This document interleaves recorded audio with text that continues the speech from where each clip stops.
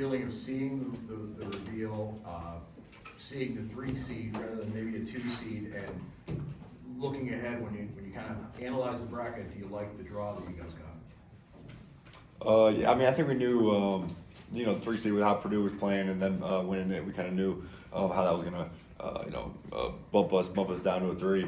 But I think either way, we were excited about 2 or 3. But I think we like our side of the bracket.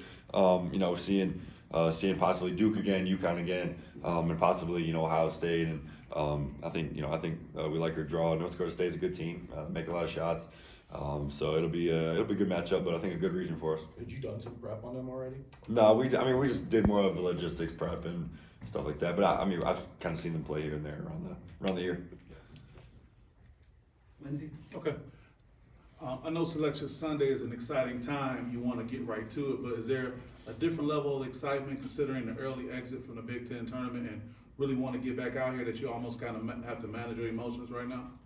Jackson, want to take that? Yeah, no, I think, the way things ended in the Big Ten tournament, we want to get out there, as fast as possible, and kind of, get back on the court and make sure that we're all, in sync and kind of learn from our mistakes from last game. But, there's a time where we got to, kind of take this in and celebrate, but at the same time, we have to be mature about this and make sure that we don't get, too overexcited and not lose focus of the main mission. Thank you.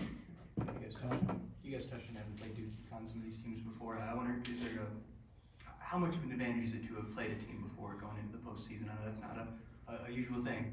Yeah, I think it is. It is an advantage a little bit. I think that they're probably saying the same thing about us as well. So it goes both ways. But you kind of know how you can go back on film. And I think even for coaches prep wise, and that's like not looking ahead past the first couple of rounds or anything, but them kind of understanding how what we can do better when we play them the first time, and kind of us understanding personnel already and just be kind of building off that to another level. I think kind of makes it easier on us and the coaches. So. Yeah, and to add to that, honestly, it kind of gives you, like UConn, for example, we played them, preseason, and we hadn't quite figured out, all of our things yet, but who wouldn't love to get a chance to, go against teams that you didn't win against before, and who wouldn't want that chance? Like Coop said, we're not looking ahead like that, but, an opportunity like that, we wouldn't want to miss that. Jackson. You guys are seniors.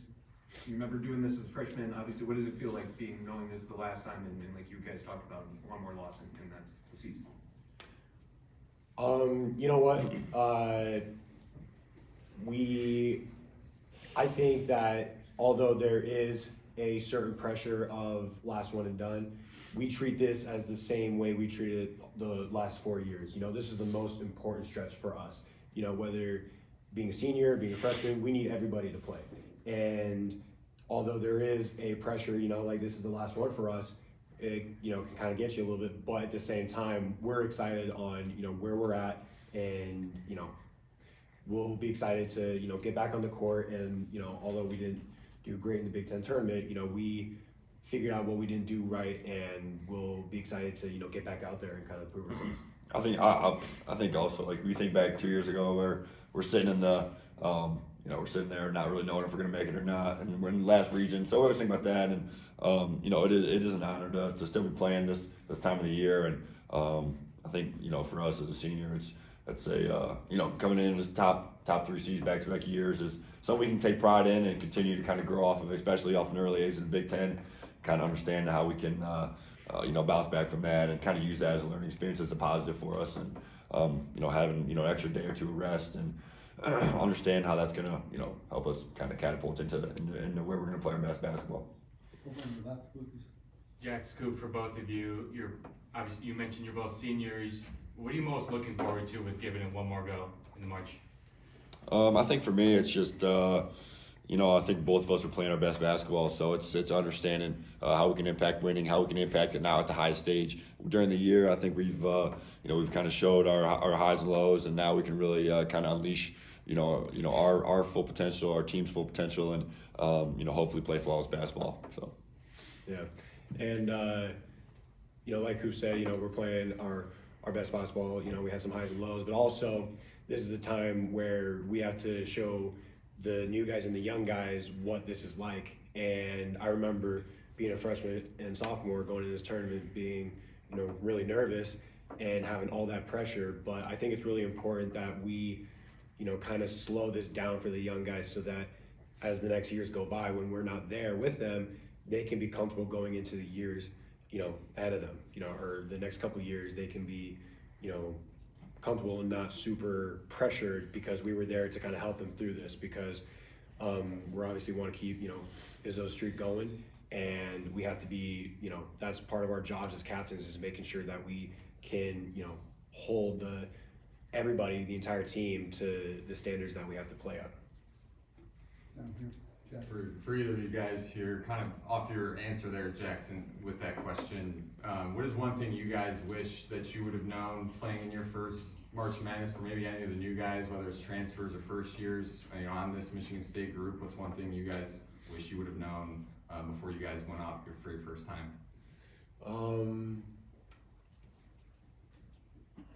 Let all of the outside noise outside. At the end of the day, you're playing a basketball game against another really good team, and you can't, listen or, put pressure on yourself from all the outside noise. You gotta, keep it within the team and the coach, and everything else you just gotta block out, because the moment you let that in is where your self-pressure starts to, get to you. Time for two more, we'll go Fred and then Jeff. Guys, I'm just wondering, I'm sure you've watched these pairing shows since you were teenagers with no investment in it. I'm just wondering, even though they've played in 1,000 tournaments in a row here, what's that moment like when you're watching and Michigan State pops up? Is it still a kick for you? I think so. It's Sadi said something good in our film we had earlier, and he's just saying, like, coming from a mid-major level, really buy in and really, just embrace the moment, embrace seeing your name out there, embrace kind of sitting there stress-free once you see it coming up. And I think it is really cool, and it's something that, for us, we're only gonna be able to do it 4 times, and now in the future we're gonna be doing it as an alum and seeing Michigan State as an alum. So it's a whole different feeling now, but really taking that in, and I think it's really cool to understand how you're feeling and kind of hold it and remember it for the future. But Yeah, and although, we still got a lot of season left ahead of us, we have to make sure that we take a second to really, kind of take in what we've accomplished, seeing our name up there, it really kind of hits you, like the type of season we had and all the hard work we put in since the summer, that's what kind of gets me is, like when I see the name pop up there, it kind of reminds me of, everything that we've done in the summer, from the last game of last year, in the summer, in the fall, everything that we've done, and that's where our name's at. But we have to make sure that we're, mature about this, and we're making sure that we're focused on playing basketball and not, looking back. The last one in the back row here. I'm just curious, looking back at the Big Ten tournament, what was the biggest thing you guys learned or problem identified? I think you can't look past anybody. I think especially maybe in the Big Ten tournament, I think one of the things that we might have done is look too far ahead and look about, especially I think losing to Michigan right away. We're thinking we want to kind of meet these guys again, and we weren't putting all of our eggs in one basket about the game that we had in front of us. So I think for now, at the end of the tournament, that's going to be to the nth degree now, because you're going to be playing against more desperate teams. Everybody's more desperate now. Everybody's good. So it's it's really not looking ahead.